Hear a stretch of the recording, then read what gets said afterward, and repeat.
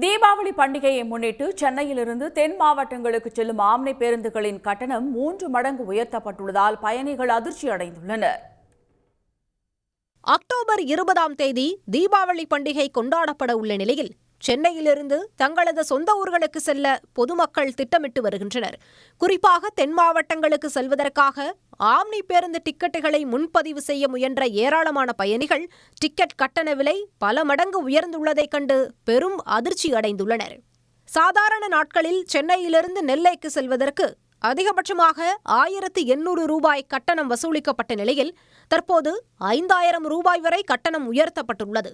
மதுரைக்கு அதிகபட்சமாக 4100 ரூபாயும், கோவைக்கு அதிகபட்சமாக 3000 ரூபாயும், நாகர்கோவிலுக்கு அதிகபட்சமாக 4400 ரூபாயும், திருச்சிக்கு அதிகபட்சமாக 3600 ரூபாயும் நிர்ணயிக்கப்பட்டுள்ளதாக கூறப்படுகிறது.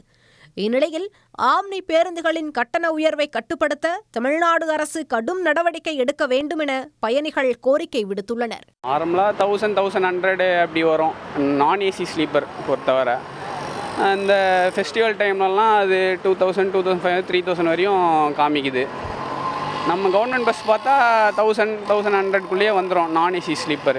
ஏசியை பற்றி தெரில நமக்கு, நம்ம அவ்வளோவா புக் பண்ணுறதில்ல. ஏசி இன்னும் கூட தான் வரும். இப்போது இங்கேருந்து சென்னையிலேருந்து பெங்களூர் போகிறதுக்கு டிக்கெட் புக் பண்ணேன்.